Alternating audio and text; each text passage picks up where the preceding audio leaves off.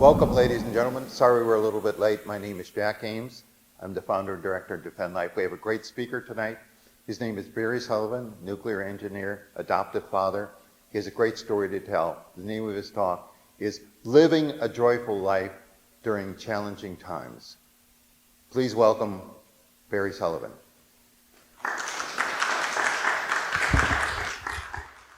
Thank you, Jack, and I want to thank everybody for coming tonight. It's really a privilege to be here. One of my greatest joys, if not the greatest, is always speaking about the faith and sharing my faith, hoping to inspire you to increase your faith. So I want to start right away. If somebody said to you, what's your major goal in life, what would you say? Anybody? To make it to heaven, right. That's your number one goal. What's your second goal that is connected to the first goal? Well, you got to love God. You won't get to heaven. It's to save everybody else you come in contact with. Okay? And that's when the young man asked the Lord, what is the greatest commandments? He said, thou shalt love the Lord thy God with all thy heart and all thy soul and with all thy mind. And the second one, thou shalt love thy neighbor as thyself. So if you believe that saving your soul is the most important thing to you, then you have a moral obligation to try and save everybody else because you want for everybody else what you want for yourself. Okay? So, testifying to the truth. Pilate asked the Lord, are you a king? And he said, the reason I came into the world is to testify to the truth. And of course, what did Pilate say? What is truth? And certainly we are living in those times. If I had told you 10 years ago that men would be trying to get on women's sports teams and get in their locker rooms, you would never have invited me back because you would have thought I was nuts. Okay, but that's where we are. What is truth? That kids are allowed to try and change their gender without telling their parents. That's asking the question, what is truth? There is no truth to these people. If you not deny me before men on earth, I will deny you before my Father in heaven. If we're silent on the issues, the evil that is happening today, we are denying the Lord. Jesus never cared what the majority thought. There was only one apostle that wasn't martyred. That was John, right? Judas committed suicide. The rest of them were martyred. The Lord himself obviously was crucified. But if you look at the Gospels, the Passion isn't the only time that the Lord, they tried to kill him. He was constantly, they grabbed him, took him to the edge of the city, and they were going to throw him over, and he slipped through them. So even though he was raising people from the dead, he was feeding thousands of people, a lot of people still wanted to kill him. So if you think standing up for the truth is going to get everybody to love you, that's not going to happen. In fact, the Lord told us, you will be persecuted because of me just like I was before you. Okay? So in this day and age, if you're not making any waves, you're not testifying to the truth. Hosea 4, my people perish for lack of knowledge. Most people don't know that abortion is legal to the moment of birth in Maryland. And it's been that way since 1973. Okay? All your friends and family should know that. And the best way to do it is say, hey, I just found out something. Abortion's legal to the moment of birth. Did you know that? Now, anybody who gets mad at you for asking a question about the law, they're not your friend if they get mad at you. They need to be shaken out of wherever they are. But you and I have to make sure everybody knows what the state of the law is. A joyous heart is more easily made perfect than a one that is cast down. St. Philip Neri. We should always be joyous. I was giving the talk last night, and somebody said, do you ever get depressed looking at things, talking about the people who have been arrested? I never get depressed. I get disappointed, but not depressed, because I'm fighting for the final judgment, okay, and for eternity. And that's what you should be doing, okay? A recent polls show that 85% of those Catholics confirmed at 13 will leave the church by the time they're 21. 85%. Okay? Luckily, many of them come back. Right now, 30% of Catholics, people who claim to be Catholic, attend Mass every Sunday. 30%. Over 100,000 drug overdoses in 2021, up 28% since 2020. This year it was even higher. Okay, over 100,000 people. If you don't know anybody who's been affected by that, or you haven't been affected by that, you're very blessed. Okay, there are people in my parish. I was giving this talk, and a woman came up and said her son committed suicide like 2 years ago before I had entered the parish. She wasn't angry, but she said, "I'm glad you're talking about this issue." And the reason I say that is because I've been involved in the pro-life movement since I was 15. Roe v. Wade was settled on January 22nd, 1973. My mother's birthday is January 22nd. So I remember us opening presents, having cake, and that night she was on the phone to Phyllis Schlafly, the person in that picture, and they were saying, "What do we do about abortion?" Okay? 50 years ago, on her birthday. Okay? And the reason I bring that up, me and all 5 of my siblings still practice the faith, okay? The majority of my 34 nieces and nephews still practice the faith, okay? They're very active, most of the parents. I firmly believe that the way you prevent kids from thinking about suicide is you got to give them a purpose in life, which we just talked about, those 2 goals. You got to get them involved in the pro-life movement. You got to get them involved in fighting the issues, going and hearing speeches. My parents would drag us to a speech almost every weekend. We'd drive an hour somewhere in the Chicago area to go to a speech. And I still remember the one time my mother actually lied to me, or she lied in front of me. We were at a conference with like 200 people, and our kids, the 5 in my family, were the only kids there. So this mother said to my mother, "How do you get your kids to come to these?" And my mom lied. She said, "Oh, they love coming to these." That was not true. As a 10-year-old, I did not love coming to those. But I can remember something from every talk that they took me to, and it sent the message that this is important. Okay? And I believe that's why we're still practicing the faith, and we're not perfect people, but we have a purpose in life, and that is to serve God. Our relationship or responsibility is to testify to the truth in our circle of influence. I created this word picture for myself, and I look at life as a big orchestra with God, our Lord, is the conductor. His Blessed Mother's right next to him. And it's made up of billions of rows. And in the front rows, you've got the apostles. A few rows back, you have the martyrs, Thomas Aquinas, Augustine. And I'm about maybe 50 billion rows back, okay? But there's a people around me, and everybody plays their own piece of music. And the Lord knows if you're playing or not, okay? And the people who are around me are going to be more affected by my music than they are by Thomas Aquinas and Augustine. They may never read Aquinas or Augustine, but they're going to know. And who are the people around me?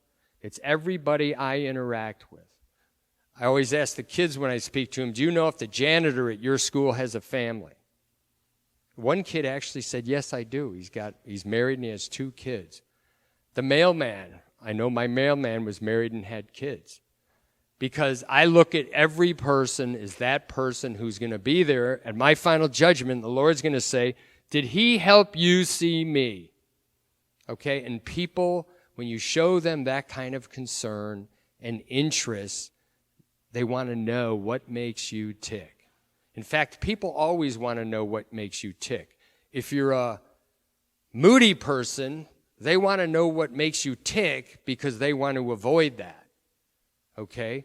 It's when things are tough, and are you always up? Are you always thanking the Lord for life and not cursing him and saying, what's this, why am I here, etc., because they don't want that. Ezekiel, this was a reading about a week ago. So you, son of man, I have made a watchman for the house of Israel. Whenever you hear a word from my mouth, you shall give them warning from me. If I say to the wicked, O wicked man, you shall surely die, and you do not speak to warn the wicked man to turn from his way, that wicked man shall die in his iniquity, but his blood I will require at your hand. But if you warn the wicked man to turn from his way, and he does not turn from his way, he shall die from his iniquity, but you shall have saved your life. So to me, that says the Lord expects us to be there to charitably prevent other people from serious sin. So I want to give you, so how do we testify to the truth? Let's put some practical experience. Okay, so I want to give you a few scenarios. There's a fire in your house. It's near Christmas. Your cousins are visiting, and your Christmas tree goes on fire. Now, I don't know if you've ever tried to light a Christmas tree, but they go up like gasoline. Don't ever do it inside. I had a friend that did that. It was not a good experience. So what do? Well, of course, you're going to wake everybody up. You're going to be shouting, get everybody out of the house. You're not going to be going, gee, my cousin doesn't like me. If I yell and scream and wake him up, he might get mad at me. No, you want to save him, right? Okay, so the second scenario, that's an easy one. You're traveling across country, 2 a.m, you get to your hotel, you go up to the 5th floor, everybody gets in bed, 4 a.m, the fire alarm goes off. You crack open the door, there is smoke everywhere. You take a right, unfortunately, the exit was to the left, everybody dies, okay? What was the difference between those? Well, you need 4 things to save people. You have to recognize the threat, the fire. You have to know how to mitigate the threat, escape. You have to care about the people, and you have to have the courage to act. In the first scenario, you had all 4.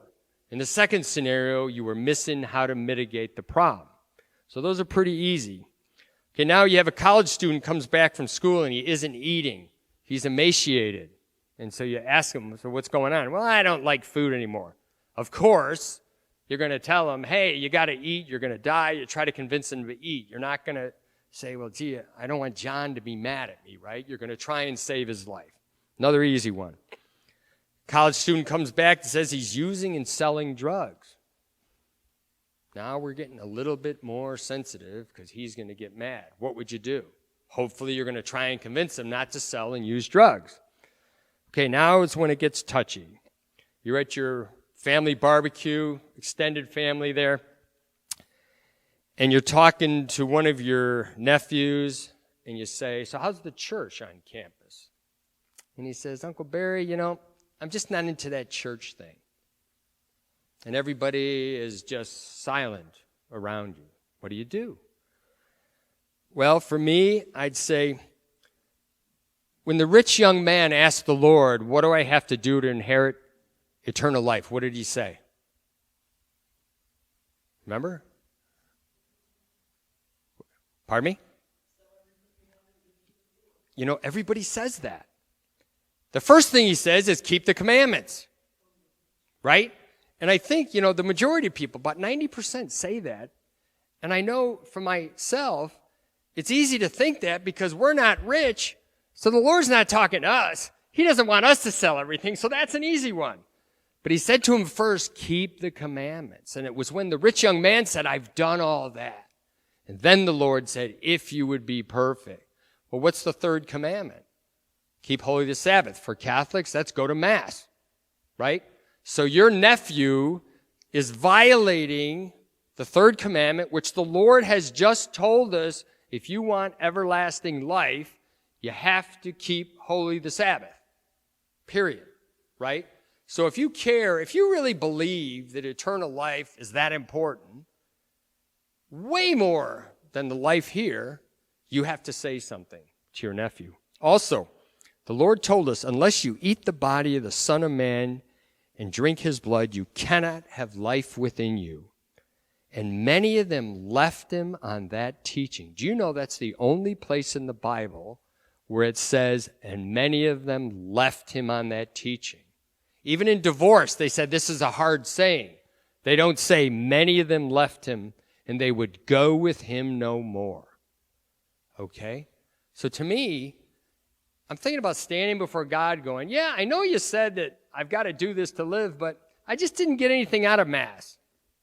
That's not going to be a good final judgment. Final hours. If God came to you at 4 o'clock this afternoon and said to you, you're going to die at midnight tonight. Okay? What are you going to do? Okay? Well, you're probably, maybe go to confession, pray, etc.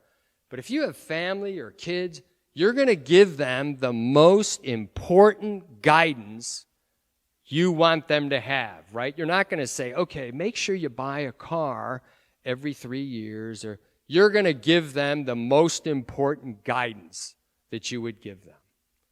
What did the Lord do? He gave us the Eucharist. So when you say, well, I don't think it's that important, you're basically saying, Lord, I know you're God, and you did the exact thing that I would have done if I knew I was going to die. I would have given the most important guidance that I wanted my loved ones to have. That's not going to turn out well at your final judgment. So that's just 3 things, in my opinion, that make it so clear that you absolutely have to attend Mass. And if people say, friends, whatever, say, I just didn't feel like going today, those 3 things you have to bring to their attention. Will they listen to you? I don't know, but I can tell you what happened to me about 5 years ago. I worked in the RCIA program, bringing Catholics into the church. So I was golfing on a Sunday once, about 2:30 in the afternoon, and this couple pulled up behind me, and the guy gets out of the cart, and he says, Bear, do you remember me? And I was like, I think I remember you from St. Francis. And he goes, right, you helped bring me into the Catholic Church. I was like, oh, great. Well, by this time, my wife and I had switched churches. Okay, I won't go into that, but we were going to a different Catholic church. So I was about to pull away. I said, oh, do you still attend St. Francis? The 2 of them looked at each other, and he says, when we go. In other words, we don't go that much. So the easy thing to do would be to just drive away. But the Lord told me that's not what I want you to do. So I turned around and I said, can I ask you, if you knew you were going to die tonight, would you have gone to Mass today? And to their credit, they looked at each other and said, yes, without hesitating. They said, yes. And I told them this was not a chance meeting. But see, if everybody thought that, I'm going to die tonight, they will act in a different way. So many young people, we had people in our choir that they told me they hadn't gone to Mass until they had kids. And I was kind of like, wow, what if you never have kids?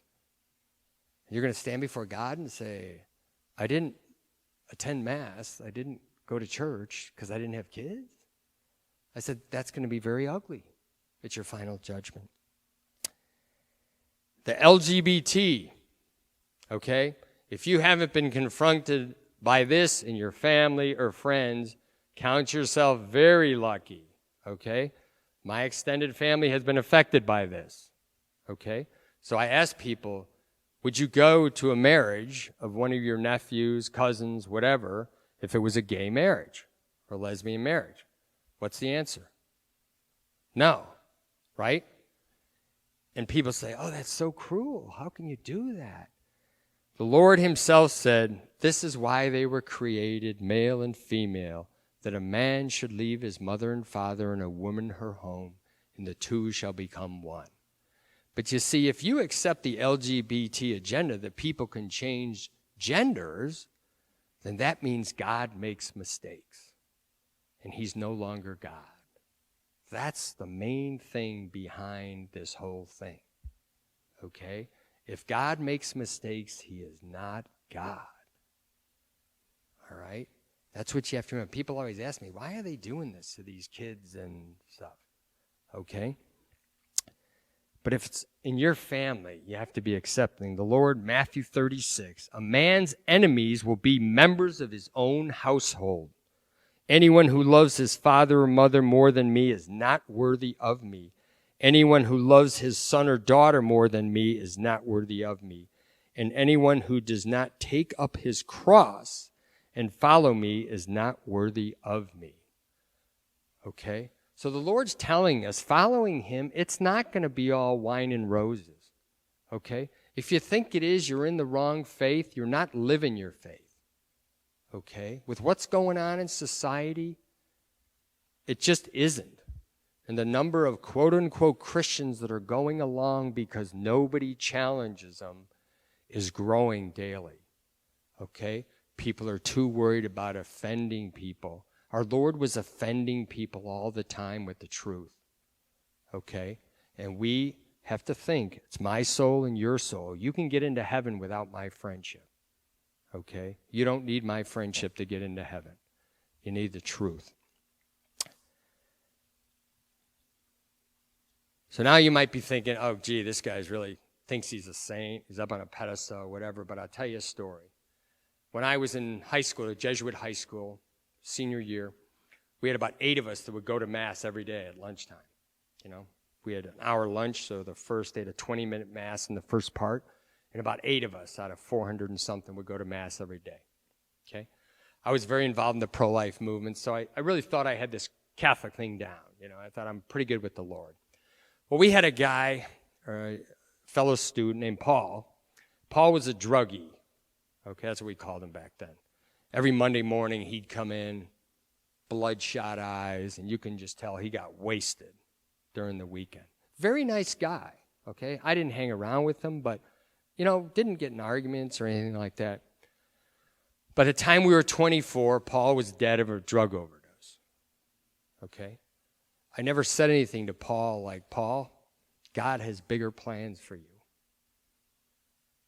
And I always asked myself, which of those 4 things didn't I have? I certainly knew that drugs were bad. I certainly knew how to mitigate it. I had courage. I didn't care if Paul got mad at me, but I just didn't care about Paul. See, I hadn't adopted that second goal that I had to help Paul get to heaven. And every time since then, almost 50 years now, when I get into a moral dilemma, when somebody says something and I know I should say something, I see Paul's face. Not because God hasn't forgiven me, but because he says, I don't want any more Pauls. And when I speak to the young people especially, I tell them, I don't want you to have any Pauls. But that's what we're required to do, to go out on that limb to try and save somebody's soul. Would he have listened to me? I don't know. But see, that's not our job. Our job is to testify to the truth. The Lord himself said, you're going to go into the towns, and if the people don't listen, shake the dust from your feet and go on to the next town. There were certainly a number of people that didn't listen to the Lord, right? They finally crucified him. But our job is to testify to the truth. I had a recent discussion on Facebook. For some reason, I get these feeds from some pro-abortion sites sometimes. So I always get a kick out of reading. It was the story of this single woman who was poor and ended up having an abortion. So, of course, the comments afterwards were basically, God bless her for doing that, and they can understand. And so I just started, you know, it's really a shame that when there are all these other options available, that she had to kill her unborn child. Well, this one guy says to me, F you, buddy. I never met or knew this guy. And so we bantered back. I never got angry at him. And the last thing I said to him was, if your mother, when she was pregnant with you, was single and poor, would you have wanted her to abort you? And he didn't respond for a couple hours, and then he said, you win, buddy, with a smiley face. And you see, I don't think anybody had ever said to him, what about you? If you were in that position, what would you want the law to do or to be? And I think that's one of the biggest problems in the churches I've gone to. We never put the abortion question in that situation. That, yeah, aren't you glad you're here? Because if you're glad you're here, you've got to fight for her life. If you really believe in a final judgment. I think that's the second problem. Most people don't believe in it. I always ask the young people, I said, what percentage of people did the Lord tell us are going to heaven? And it's great when you get with the high school kids, they're looking around. 70%? 60%? And they start guessing. And then finally somebody gets to it. Mr. Sullivan, I don't think he ever gave us a percentage. I said, yeah, you know why? Because if he said, yeah, 70% of the people are being saved, I'm here in a room at 10 and I go, well, those 3 are bigger sinners than me, so I'm home free. You know? But in fact, the only time he talked about numbers was when he said, the road to perdition is wide and many choose it. The road to everlasting life is narrow. Enter through the narrow gate. So if you want to take the Lord literally, the majority of people may not be in heaven. But I always tell the kids, just remember, both hell and heaven are big places. There's always room for one more. And when you get to your final judgment, there will be room for one more. So I got 8 guiding principles. Leave each day as it may be your last. Think of the last 4 things. And I tell the young people that if you think you're going to die tonight, if Alan says something bad about me on Facebook, I don't care.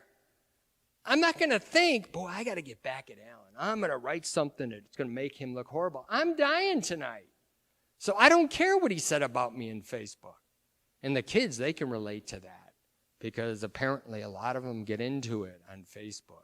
Okay, and I said, the beautiful thing is if you don't respond, Alan will pick on somebody else. You know, that's the thing. But again, if I'm dying tonight, I don't care whether you wrote something negative about me on Facebook or anywhere else.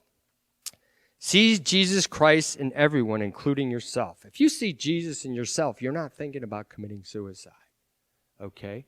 If you see Jesus in everybody, then you're thinking about looking out for them. Every day for me is an opportunity to make a positive impact in somebody's life. I wear the pro-life shirt that we have everywhere I go. I've got like 7 different ones. In fact, my wife said, do you think people know you have more than one shirt, or they think you're constantly wearing the same shirt?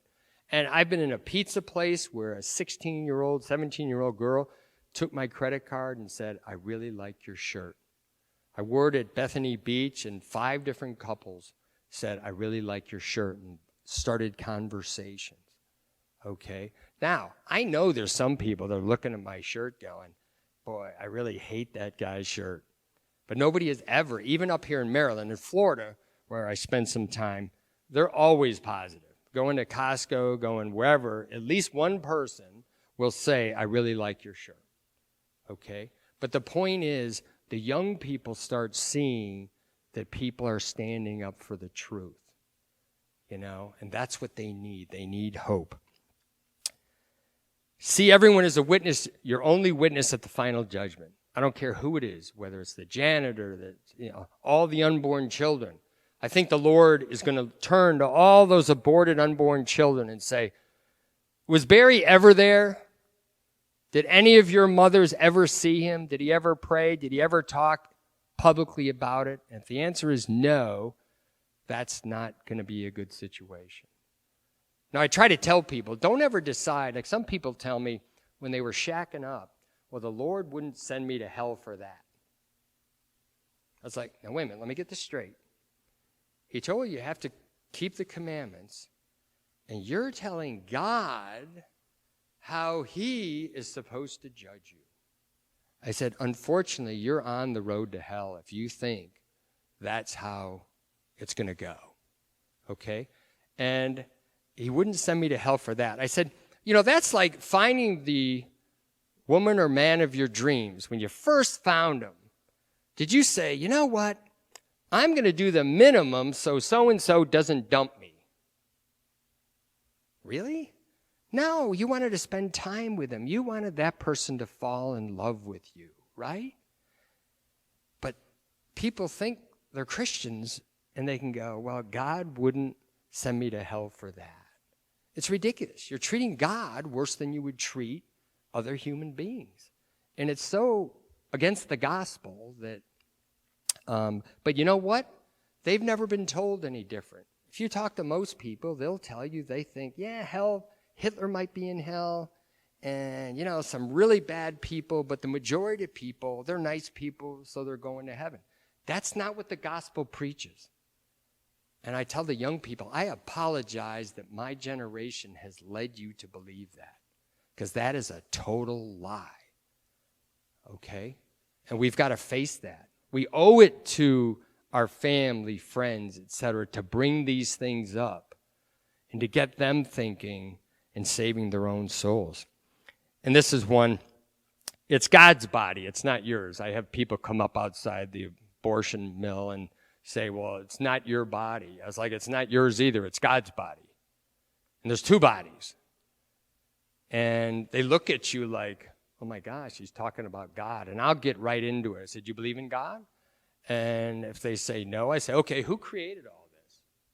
The earth. It's close enough to the sun that we can live, not far enough away where we're going to freeze. And then when they say they're a Christian, then it's really, I really have a tough time controlling myself, asking them questions. But nobody's ever challenged them, okay, about the final judgment.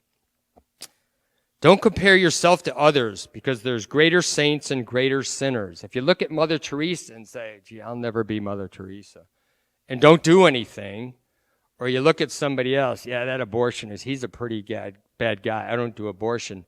It can lead to, if you think about the former, despair. If you think about the latter, the greater sinners, you can get a pride that is not good. All you have to do in every situation is say, Lord, what do you want me to do in this situation? Forget what I did yesterday.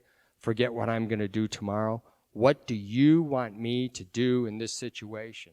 And I don't say, I wonder if the Lord's going to punish me or send me to hell, or how many days in purgatory. That's a waste of time. Just say, Lord, what do you want me to do? Okay? We pray at the abortion clinic down at Abortion Mill from 8 to 10 every Saturday morning. I gave a speech last night. This is my third speech today. If I was going to live on what I've done, I'd skip that, but I won't. I wake up in the morning, I got a brand new slate. And the Lord says, okay, you got 24 more hours. I want you to work for me and do stuff. And the funny thing is, when I get up early to do that, I feel more rested the rest of the day. When I get up for Mass, I feel more rested the rest of the day. And that's what I try to convey to people.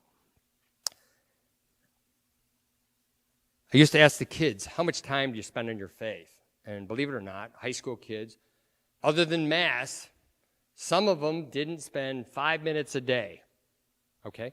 So I'd say, okay, I want you to pair up, and every other person, close your eyes, and the person that has their eyes open, I want you to lead them around the church, okay? And then we come back and we switch.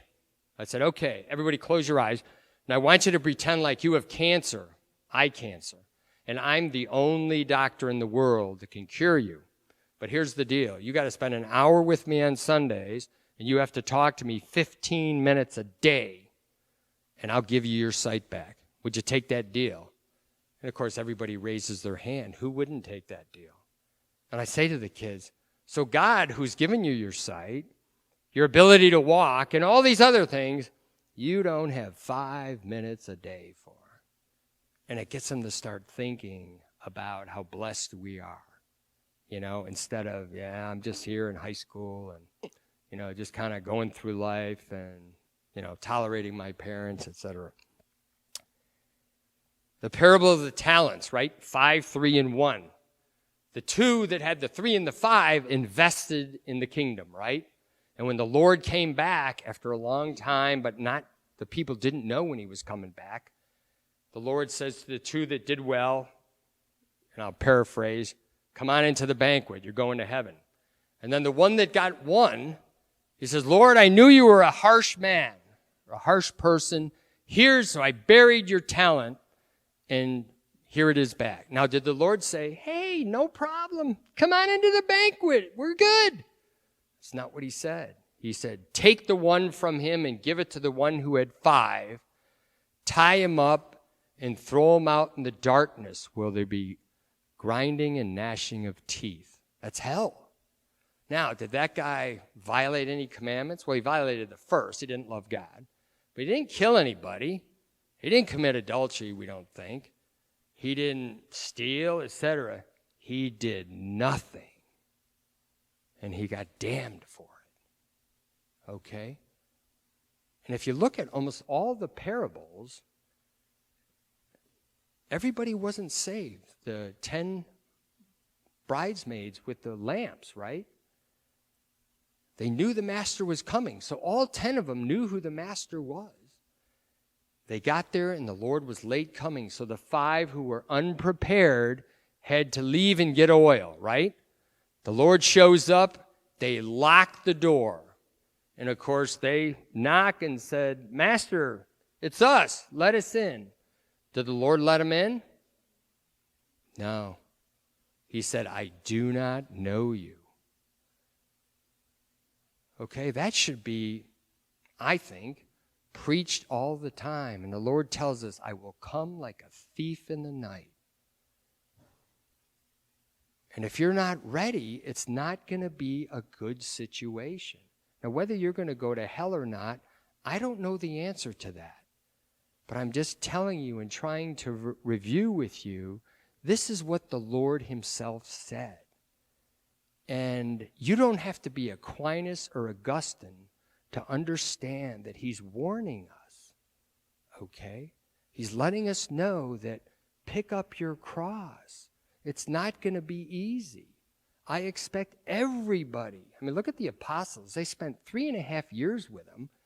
They saw him crucified, and he rose from the dead. They gave up everything, and then they were all martyred except for John. You got to think about that when, if I take a stand here at work when people are doing this, that, or saying this, that, or the other thing, there might be some people who are going to get mad at me. And I'm like, God, thinking about those martyrs, and you're going to stand before God with all those martyrs there and say, I didn't want to take a stand in front of my coworkers because they might have gotten mad at me. That's just not going to fly. The last 4 things. To love someone, you must know them. To know them, you must spend time with them. I always ask the high school kids, and in fact, I was giving a talk about 10 years ago. And the woman arranging the talk says, I just want you to know, my high school son's here, and he doesn't want to be here. What a great way to start my talk, right? I said, where's he sitting? He said, in the front row. So I said, okay. So I told the story of how when I was a freshman at Loyola Academy, our athletic director gave us a speech, and he said, you should kiss your mother goodbye every morning. And to this day, I still do when I'm home. My mother, when I lived at home for high school and college, and I did it every day when she was home. So I told that story, and then I went right up to this kid. I said, if your mother had cancer, would you treat her differently? And let me ask you all that. If your mother or brother, whatever, if your parents have passed away, put it in another, would you treat them differently if you knew they had cancer? Would you? No, that's the right answer. Okay, and of course this boy said, yeah, of course I would. I told him, I said, that's the wrong answer. You should be treating everybody like they're going to be taken from you tonight. That's what God demands of us. Okay? Well, the next day, and I thought the talk went pretty well, she calls me, the mother calls me, and she's in tears. And I'm sitting there like, wow, I've been speaking for 20 years, and nobody's ever called up crying. I'm like, what happened? Somebody must have complained. And she says, I just wanted to tell you, we didn't tell you that we've been having a lot of trouble with my son. And this morning, before he went to school, he kissed me. So here was a kid that nobody had ever said, God expects something from you. Okay? And I tell the kids, you should be getting your parents closer to God. When you go home, I told this to my confirmation class. I just had them for an hour and a half. I said, Mrs.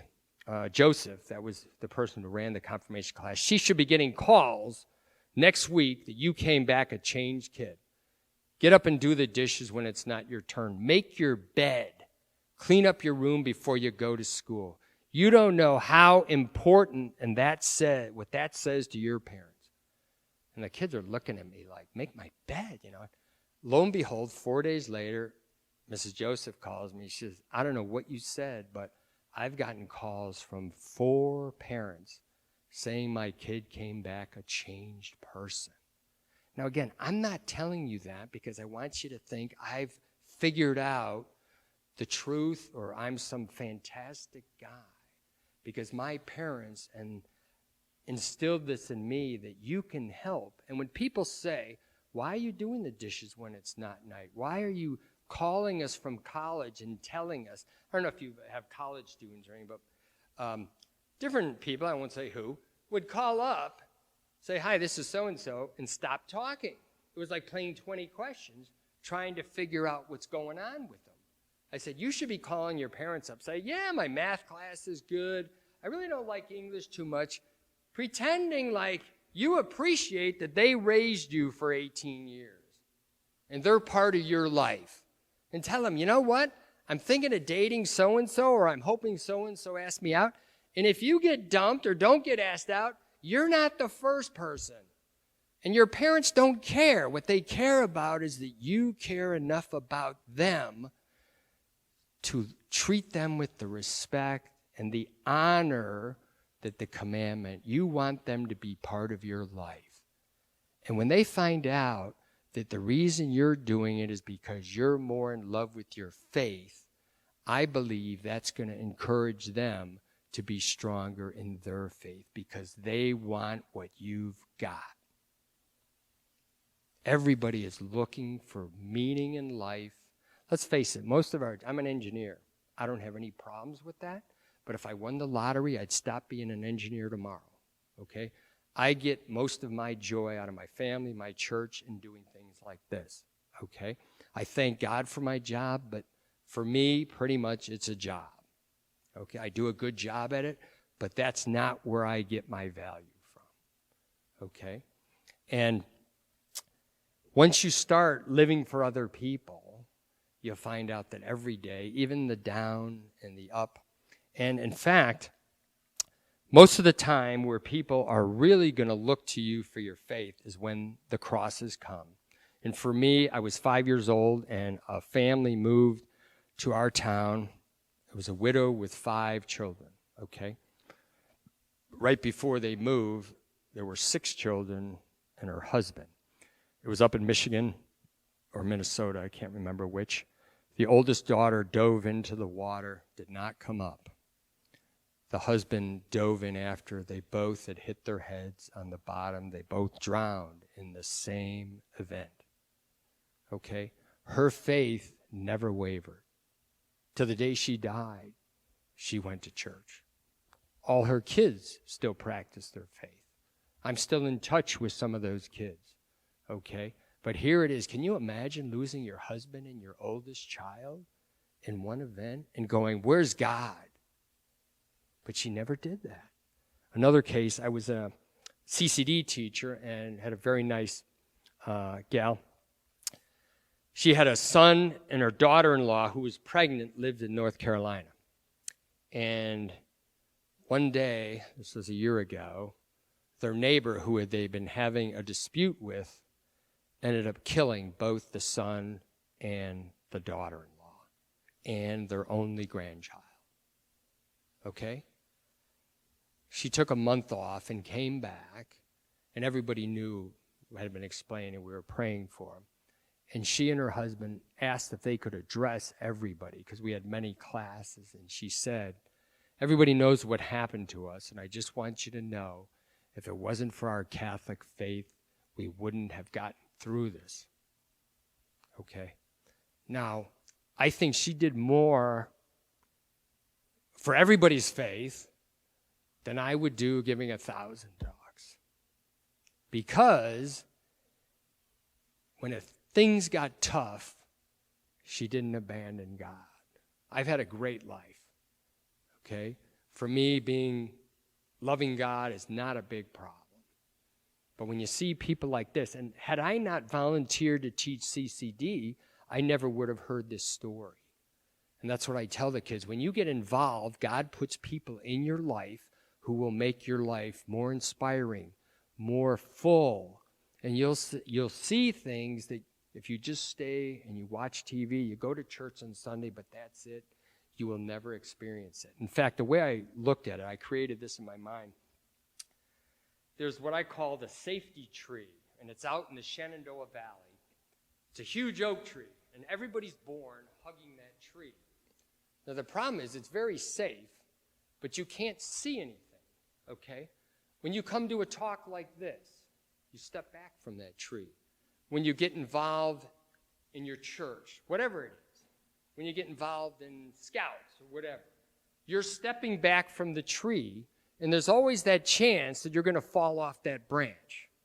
But God is always going to have a branch below, but you're always seeing more and more beauty, okay? I've talked to people, a friend of my father's, he was 86 years old, this friend. He did very well, construction company, very well off. The first time I met him, they put me next to him for this little dinner we were having, and he found out I liked to golf. My handicap, if you know anything about golf, is about 25. That means I'm not very good, okay?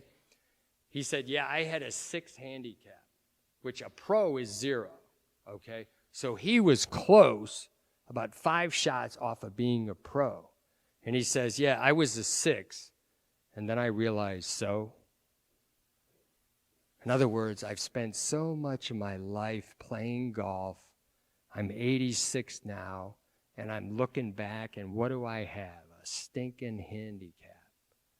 I don't have the kind of things I would have had if I was working in the pro-life movement, if I was working at church, you know? And again, I didn't know this guy for more than 20 minutes when he said that. You know, think about that. All the money. I mean, I could introduce this guy to a ton of people, and they go, I want to be like him. I want that success, that money, whatever. But when it got right down to it, all the money, the talent. I love golf. I'm not very good. I play once a week, and you can't master golf once a week. I figured that out. But it really focused me even more that when you work for the Lord, you get so many things. We were doing a Face the Truth tour about 15 years ago.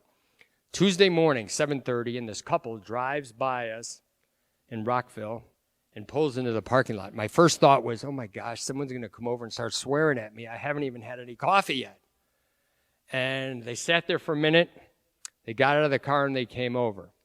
And we have very graphic pictures, okay?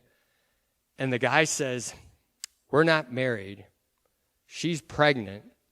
And we were scheduled to have an abortion this Saturday. And because of your pictures, we're not going to do it.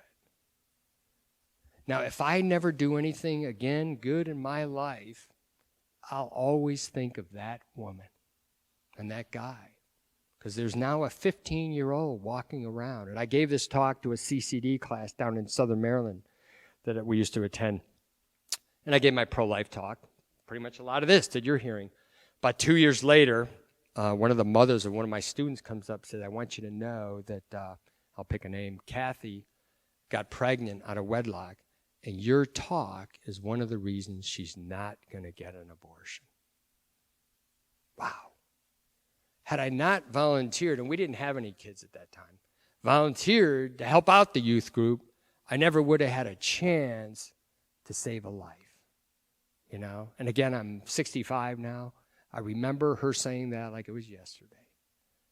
You know? Not that I'm better than anybody, but because of getting involved, I've experienced that. I've never thought about, hey, I need alcohol or drugs to give me a high in life. And this is anecdotal. I always say this. Of all the people I know in the pro-life movement, never have I heard somebody say, I lost my kid to drugs. Okay? I'm not saying it doesn't happen, but they know their purpose. They come on our Face the Truth tour, okay? We had one day worker. He had a 12-pack of beer. It was like 92 degrees. I mean, he was dirty. It said he was probably 20 years old. He comes over to one of our high school kids who's holding the sign, empties out his pocket and gives her $1.12, everything he had. We don't collect money when we do that. But he saw the good that we were doing. And that high school kid, that's something she'll never forget. That somebody who we would consider poor, lower class, whatever you want to call it, uneducated, saw the good that showing the truth did. Okay? She has a purpose in life.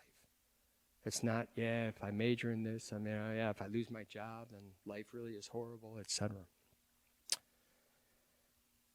See Christ in everyone, including yourself. I have never used drugs, smoked, I rarely drink. And the main reason is I really feel like health is a gift from God. And I know 3 people. One was in our Boy Scouts, and one was the nephew of my matron of honor, and I forget the other one, but they all 3 died of alcohol. One was at Frostburg. He had flunked out with his twin brother, so they went back up there to party in February on a weekend. He drank so much, he left the party. They found him the next day in the snowbank, frozen to death. Okay? He thought he wasn't driving, so what's the big deal if I drink, right? Another one was drinking in a dorm party, went back to his room, fell asleep on his back. He choked on his own vomit. Okay? What a waste of life. And I tell people, I said, I don't know if that's going to get you into hell, but you don't want to stand before God and say, you know what, I had my health, but I just wasted it. And I think that makes a big difference on kids, if you talk to them about that. My parents involved us to encouraged us to get involved. In fact, if they decided we were going to do something, we did it. And so in Chicago, the Archdiocese had a handicap day out. So they'd get a couple hundred handicapped people from all over the Archdiocese, and they would go to a parish hall or something, have a nice meal, and singing and all that kind of stuff. So it was going to be near our parish. So my dad, they asked from the pulpit, they need some people to volunteer to go up and help people in wheelchairs and all that. So my dad turns to us and say, yeah, guess what we're doing today? And so anyway, you never argue with my dad. If he made a decision, that's what we did.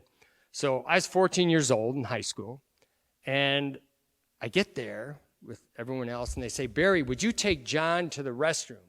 Well, John was blind, okay?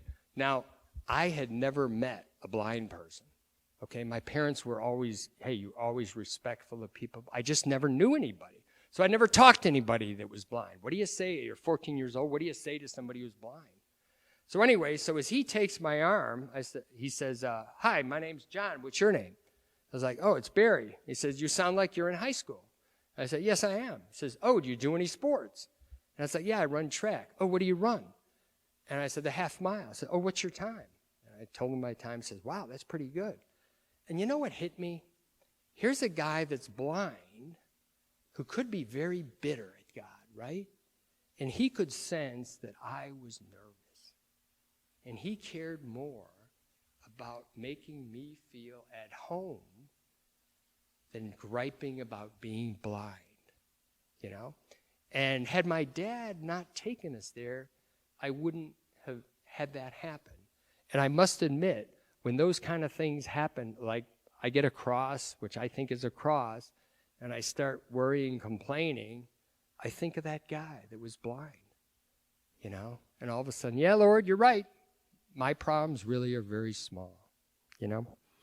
Okay, real quick, let me just tell you about my adoptions, because those are the true miracles in my life. I was in the Navy for 4 years. My wife and I wanted to delay having children, so we were using natural family planning. We thought, wow, this really works well. So after I got out of the Navy, we did testing, and it turns out that we were going to have trouble having kids. And we had just found out in the morning, and my mother called that night. And she says, I got a call today, and if you're not interested, just pretend like I never called. And I said, you're calling about a baby, aren't you? And she was like, how did you know that? I said, I think God told me that. Well, what happened was my twin sister, who now has 9 children, was working at a pregnancy center up in Rhode Island, okay? And the executive director of the pregnancy center knew that my sister had a brother that was looking to adopt. That was my older brother, okay? And my sister had already moved away, but she tracked my mother down because my mother had an abstinence-based sex education program for the public schools, okay? So that's how she was able to track my mother down, and so that's why she called me. The adoption of my daughter had fallen through with the other couple. So a month later, my daughter, Kristen, was born on my wife's birthday, which is phenomenal, right? I've never forgotten my wife's birthday because she's always preparing something for my daughter's birthday. It was on the same day, right? But again, had my sister not gotten involved in that pregnancy center, had my mother not started her program, I wouldn't have my first child. So about 5 years later, we were looking to adopt. My mom calls me and she goes, this is another one of those calls. I'm like, really? What's up? Well, she was having this Chicago public school teacher who he and his wife had adopted a child already. They were going to adopt this baby, and she ended up getting pregnant. So the birth mother asked them, do you know somebody who is a good Catholic couple who would like to adopt? So this guy says, yeah, I've got this wonderful woman I'm working for. There's 6 kids. There's already like 3 or 4 adopted kids in the family and the brothers, and your kid will fit right in. Well, she was at the University of San Francisco, the Ignatius Institute out in San Francisco, okay? I lived outside Chicago at the time. So this couple recommends us. And within the week, it might even be sooner than that, Kathy Folan, that's the name of the birth mom, she gets a call from this priest who my parents had known. He was stationed out there now. He's Dominican, knew my parents and was good friends with Kathy. And Kathy had said, hey, do you know of any people that would like to adopt? Unbeknownst to this priest, he says, yeah, there's this wonderful woman in Chicago. Her son, Barry and Liz Sullivan, would love to adopt your kids. So she got our names from 2 independent sources within days of themselves. Okay? Now there again, if my mom hadn't had that program for the public schools, all 6 of her kids went to private Catholic schools. So it really wasn't her fight, right? And we used to wonder, why are you doing this? Except that she saw everybody as family, okay? And because she did that, we got our 2 kids, okay? So that to me is 2 miracles. And had my mom not gotten and my dad not been involved, those 2 miracles wouldn't have happened, and those 3 wonderful grandchildren would not be here. Okay? So when people say, outside a clinic one time, somebody said that to me, how many kids have you adopted? I'm like, well, 2 actually. And they get this look on their face like, oh, wow, pro-life people actually adopt kids, And I was like, but that's got nothing to do with whether killing a baby is wrong or not, right? I mean, I've been blessed with 2 adopted children, but even if I hadn't adopted, it's still murder, okay? So anyway, I think I've been going for a while, and God bless you all for being here on a Friday night. So Jack has a few announcements, and I'll be glad to take questions, and I'll stay around as long as anybody would like. But if people want to take off, not a problem. Okay? Thank you very much. Oh, here. This is Jack Ames for Defend Life, and now we're going to have Barry Sullivan back for questions and answers. Who has the first question for Barry?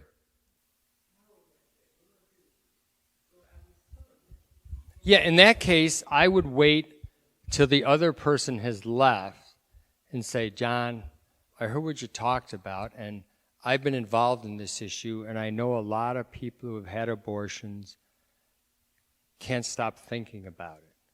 They may think it was the right decision, but they regret it. And I just want you to know that God does forgive, and you can. I came up with this just recently. I said, your child will forgive you again when you see him in heaven. And that really seems to grab people, that the child, they can see that child again. And I just thought of that, like outside the mill, I was praying my rosaries, and I said that to somebody, because this guy came by. He had come by a few times, like every couple months, and very irate. And I said, you've been involved in abortions, haven't you? And he goes, yeah, 2. And I said, if you ask God for forgiveness, you forgive yourself, your children will forgive you when you see him in heaven. And he didn't know what to say. He kind of drove off fast, but he didn't drop any more F-bombs on me. And I think that's the kind of thing we have to give people hope. You could just say, I used to be in cubes, and you could hear everybody. And say, I just happened, and I don't mean to be offensive or anything, but if you regret it, and there is forgiveness. In fact, I had a sign. We have one big sign that I love holding. It's Jesus kneeling with a baby, an aborted baby in his hand, and it says, Jesus forgives and heals abortion. So we were on Connecticut Avenue, and the traffic will all stop and go. So this car stopped about right where you are, and I could tell this woman, probably about 40, was reading the sign, and she shakes her head up and down. And she goes, and I think she mouthed, he certainly does. And so, I don't know why, but I went like this, and she blessed herself. Yeah, see, so that's something. You never know the kind of effect you're going to have on people by just speaking out, being there, in a nice, charitable way. Don't say, you're going to hell if you don't repent of that. Okay, it's done. But we have to say there is forgiveness. And they might tell you to bleep off, it's none of your business, but, they told Christ that. We still got to make the effort to stand back from that safety tree. Because can you imagine if he said, thank you for coming in and saying that. For 25 years now, I've been living with this hell.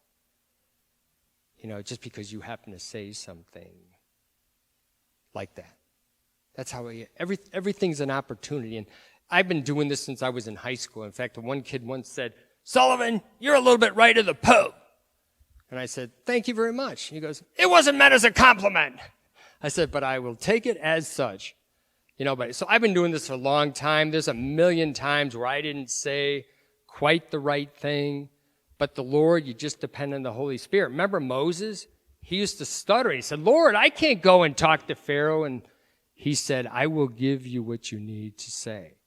And there's so many times, which I don't want to keep telling stories, where God has stepped in and given me what to say.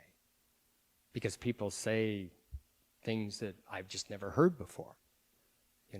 But don't ever worry about, I might say the wrong thing. The only thing worse than the wrong thing is nothing. Okay? Anybody else? Go ahead. Yeah. Right. And I spoke at Hood College almost 25 years ago, and a college Republican sponsored us, and this beautiful senior girl comes up to me and she says, I wish I had heard your talk when I was a senior in high school, because I had 4 friends who I knew were getting abortions. I would never have an abortion myself, but I didn't have the courage or the knowledge to say something. 3 of them are still, 4 years later, psychologically destroyed, and the 4th one I've lost touch with. Because she'd never heard. Not just me, but anybody. None of her friends said, hey, have you heard? I always tell the kids, you should drag somebody to the March for Life. In fact, I used to tell my friends, if you come to the March for Life and you don't enjoy it, I will never bother you to do another thing. Now, you don't know me, but for a lot of my friends, that's a deal, that I wouldn't bother them anymore. But not one person has ever said to me, I wasn't glad I went to the March for Life. In fact, we were in Southern Maryland, a new parish. Wasn't that big. We used to have 3 full 40-seat buses every year. My wife arranged them. Okay? Our pastor told a story about people not doing anything. Okay? Sitting on their porch. And he said this guy was sitting on his porch and he saw this boy in a canoe. He fell out of the canoe and he drowned. And the man just sat on his rocking chair on his porch, did nothing. So the people called up the sheriff and said, we got to arrest him and throw him in jail. And the sheriff said, it's not against the law to do nothing. So we finished Mass. And so at the end of Mass, Monsignor says, okay, our buses are leaving at 10 o'clock in the morning on Monday. You can either be on the bus or sit in your rocking chair. How many times have you heard that? Wow, that's what I was saying. I went up to him, I said, my God, if every priest and bishop talked like that, we would have stopped abortion 40 years ago. In other words, your soul's in mortal danger if you don't stop evil. That's it. And it doesn't matter whether anybody else is trying. Because at your final judgment, it's going to be you and God. I never worry about whether, my wife asked me once, we used to do the 40 Days for Life round the clock, so I'd go there at 10 o'clock at night. There's nobody there at 10 o'clock at night, right? And my wife goes, well, what if something happens to you? I said, I pray that I die either at Mass or praying outside the abortion clinic. He says, aren't you worried about being there alone? I said, I'm never alone. God's always there. And I believe that, you know. Actually, I had some people come by at 10:30 and ask me, what are you doing out here? Had no idea there was an abortion clinic in there. Carhartt was there. Late-term abortions. Guy lived 2 blocks from it, had no idea there was an abortion clinic, but he saw my prayer to end abortion. See, we get the information out to people. We show them the kind of people we are, and we're making a difference. And the most important thing we're doing is saving our souls. Period. You know, again, if nobody comes to these talks, I'll still give them. Jack will be really bored at some point, but because he's heard them so many times. But that's how. Yeah, if you watched the talk last night, there's a whole bunch of different stories in it. You know, and again, I just look back on my life and said, man, God has done more in my life. And it's just been last night. One of my wonderful adopted nephews came. He was in charge of the pro-life at Georgetown and now teaches or is involved in a high school there, but he came, you know. Another example of my mom teaching us what was right, leading to just beautiful, beautiful things, you know. Just joy, just so much joy. And you see so many people that walk around like they just frown, okay? You're a Christian. You're going to heaven. You got to smile. You want people. I worked in Department of Energy in Germantown, 1,000 people in the building. And I say hello to everybody. I may not know you, but I say, hey, how you doing? I have no idea who you are. After about 10 years, this gentleman says to me, Barry, why are you always so up? I said, because I'm going to heaven. I love the Lord, and today might be my last day on earth. And he wanted to talk, okay? People want to know what makes you tick, either positively or negatively. And your kids are going to be the same way. If they say, Mom and Dad, when the car gets in an accident, Mom just goes bat, you know what, crazy. Or loses it, or we lose some money in the stock market. You know what? I might be dead before I need my stock market crash. And I don't need my stocks to get into heaven. I don't. You know, I just need to testify to the truth. And that's where the beauty in life is, the joy in life. That if we can convey to that, because otherwise we'll never stop the drug deaths. You can close the border and the people that want drugs, they're going to find them. In Chicago, they've been killing, you know, they have 30 to 50 shootings a weekend. And it's been going on for years. And nobody cares. Nobody cares. And because they've killed God, they've told all these kids, yeah, if you want to have sex, go ahead and have sex. If you get a girl pregnant, we'll pay to help kill the kid. And you don't have to be responsible. The government will take care of the kid. Well, if I have no moral foundation that I can kill an innocent child, if you insult me, you can be sure I'm going to kill you. If you're taking my drug money, man, you're gone. I have no qualms about killing you. I have no moral foundation. You've killed it. That's what they don't get, but they cannot admit the only answer is God. The only answer. We have to be willing to say that. And if they laugh at us, that's okay. They laughed at Christ, and they did worse to Christ. Okay? But you know what? People are looking at you. They may make fun of you, but they admire you. And the kids, they're saying, I want my kids to date one of your kids because they've been raised well. Okay? Any more questions? Yeah. If not, thank you again, Barry. Thank you. My pleasure.